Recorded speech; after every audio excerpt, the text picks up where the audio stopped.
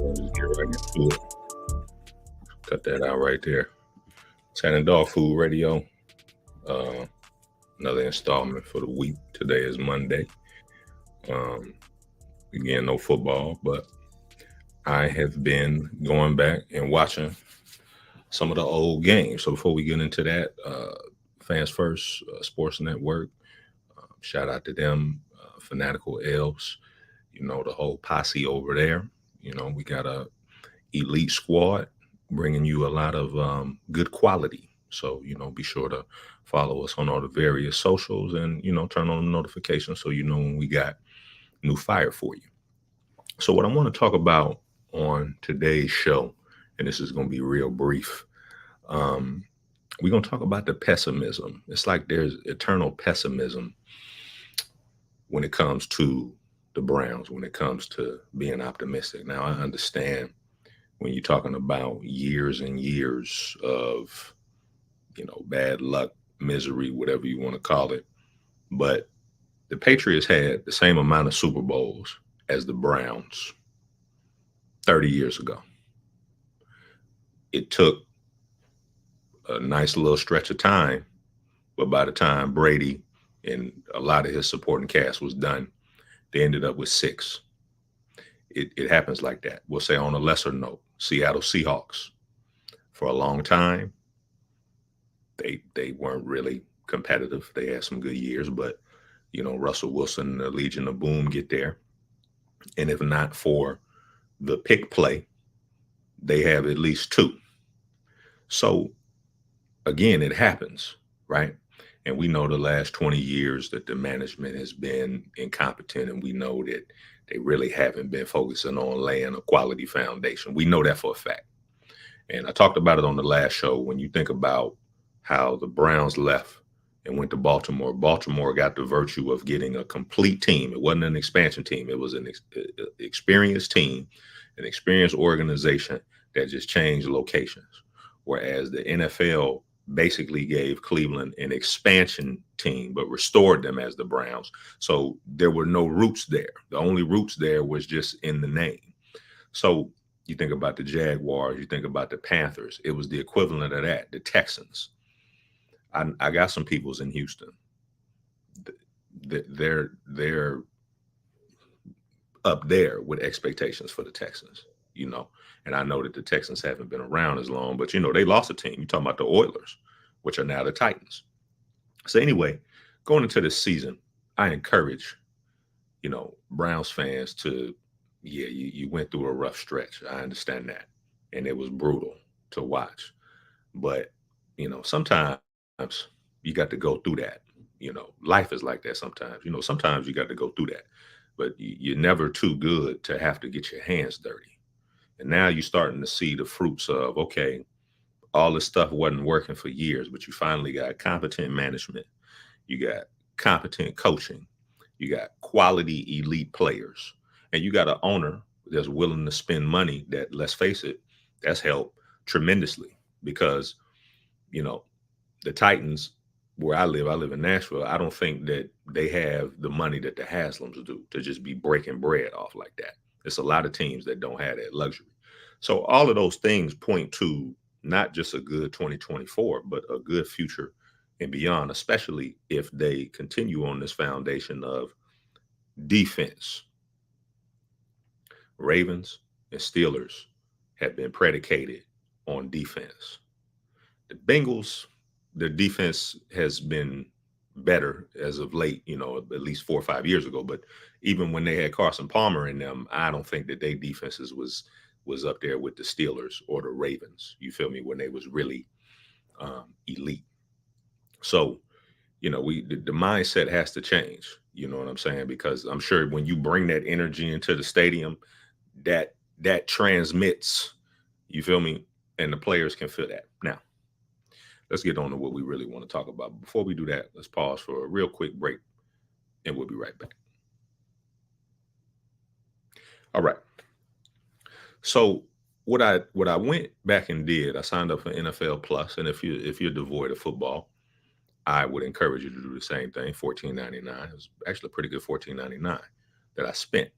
And so what I did, I went and I looked at the 2019 Texans games because 2020, we know they only went 4-12, but Bill O'Brien coached the full year in 2019. They was 10-6.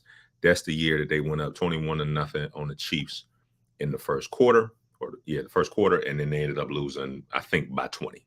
Right. So that was the game that Mahomes and them pretty much came back and pretty much showed everybody, no matter how much they're down, they're coming back. It really doesn't matter.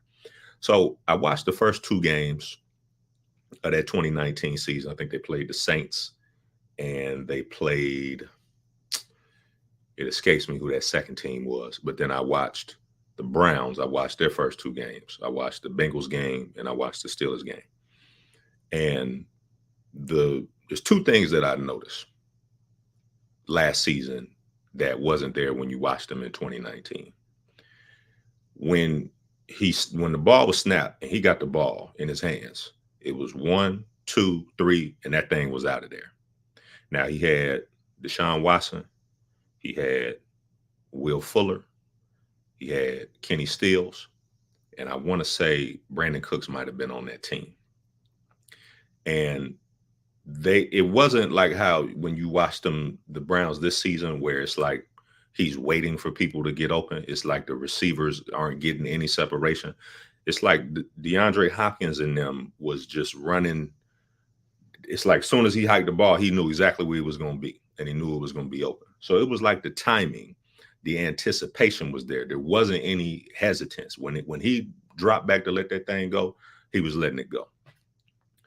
In the broadcast in the Steelers game, Troy Aikman actually says it because there's a point where he drops back and he pats the ball and then he goes to throw it. In that split second, it allowed the DB to catch up and make a break on the ball. And Troy Aikman even said that on the broadcast.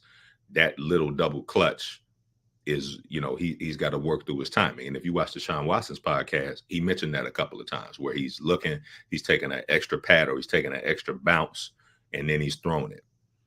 In 2024, you want to see if you get the 2019 Deshaun Watson where it's the confidence is there, and hopefully with Ken Dorsey, with the offense that he's bringing, you get that element where it's like, I know where I'm going. I'm confident with where I'm going. Now you're not thinking about the game, because there's times when I watched the team this past season, it's like he's thinking. It's not second nature to him. And, if you play sports, obviously, you don't want to think, you want to react and actually anticipate and all of that. So that's one of the things that I noticed. And then the other thing was just comfort. It's like even in the pocket, it's like if the pressure got in his face, he didn't immediately bail out. He had that pocket presence where it was like, oh, okay, well, the blitz is coming here or the rush is kind of breaking through here. I know I still got a little more time, so let me just slide over here. In the two games that I watched against the Bengals, and the Bengals game was outside, so maybe the elements played a little part of that. But in the Steelers game, when the protection or the pocket was eroding, it was like he was bailing out at first instance of that. 9 times out of 10, he didn't do that every time, but it just looked like in 2019, it was night and day. It was that feel, it was that timing, it was that anticipation. So you hope with a full season, you hope with him, again, I use the analogy of Jordan in the triangle offense or Pippen and Rodman in the triangle offense. If you put them in that offense today, they could run it in their sleep. It's when Brady had Josh McDaniels, you running it in your sleep. So there's something to be said about the quarterback being comfortable with the scheme, being comfortable with the system, and being able to feel the game, because, and you hear different athletes talk about this, there's a lot of times there's a game within the game, right? So the game that you're playing is physical, but there's a mental element to it. And football is probably more mental than any game that's out there because of the beating that you take, because of, the chess match that's going on, because of tendencies, all of that kind of stuff. You got to be just as smart and sharp up here as you are physically when your legs is moving and all of that. So, it wasn't a wide difference, but it was enough to notice if you go back and watch those first couple of games in 2019. And I plan on watching the whole season to see if his level of play actually ascended as 2019 went on versus in 2023. I know there's a smaller sample size, there's only 4 or 5 games, but and I may go back and watch the previous year, but we kind of already know the previous year he was really just getting back into it. So hopefully having those 2 years where it's those couple of games where you're trying to get that feel back, you're trying to get that pulse back where, yeah, you see the rush coming, but you know you got enough time to hang in there and let that thing fly. Or you pre-snap and it's like, okay, I already know. As soon as I drop back, I can already see what he's doing. And you just let that thing rip. So we've said it a lot. Steve says it a lot. You got to string multiple good seasons together. You can't have a good season where you make the playoffs and then you have an 8-9 season and you miss the playoffs again. So this is a big year. You know, they got to win the division, in my opinion. You got to win the division, try to get your home playoff game at least, and go into the playoffs healthy. And, we already know about the injury piece, hopefully keeping those to a minimum. But I'm going to continue to try to watch those 2019 games, see if I notice anything else. But lastly, when we brought up the receivers, if you think about who we had with DeAndre Hopkins was doing his thing in those 2 games. You think about Cooper is your Hopkins in terms of the route running, in terms of being able to, make catches in traffic.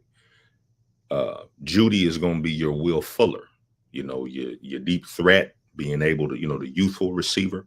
And then moving Elijah Moore to the 3, he's your Kenny Stills type player. So hopefully when they was trying to run some Debo type stuff with putting Elijah Moore in the backfield, because they did a little bit of that in the 2 games that I watched, maybe 1 or 2 snaps. So, it's and then you got Njoku, because his run after catch, he's looking almost Gronkowski like, where when he catches the ball, they can't bring him down. So, it's nice to see it on film. So again, I encourage you, if you ain't got nothing to do and you're starving for football, get you that NFL Plus and just go watch a couple of those old games, and it's different when you're not watching them and your emotions are into it. Because I will say that Steelers game, in real time, I felt like the offense didn't play well. But if Chubb don't get hurt, because Chubb was carving them up and Hopkins missed a field goal, they were right there. It was just a couple of turnovers. That was just a division game. Division games are like that sometimes. They're tough. They're physical. You're gonna have that kind of thing. But in hindsight, they didn't play as bad as I thought they did right after the game ended. That was, it was just it came down to a couple of plays, So it's you get a different perspective when you watch them, you know what I'm saying? And you're not invested in it emotionally or whatever. So that'll do it for this episode of Dawg Food Radio. Be sure again to be on the lookout for Burning River and Dog Pound South, and we got John's show. The name of all the shows escaped me because we got like 6-7 shows, but phenomenal content. Again, make sure you have your noties on, so when we drop something, you can check it out. Be sure to follow us on wherever you get your podcasts at. We really appreciate everybody liking, commenting, subscribing, all that good stuff. And I'm sure I will see y'all a little bit later in the week.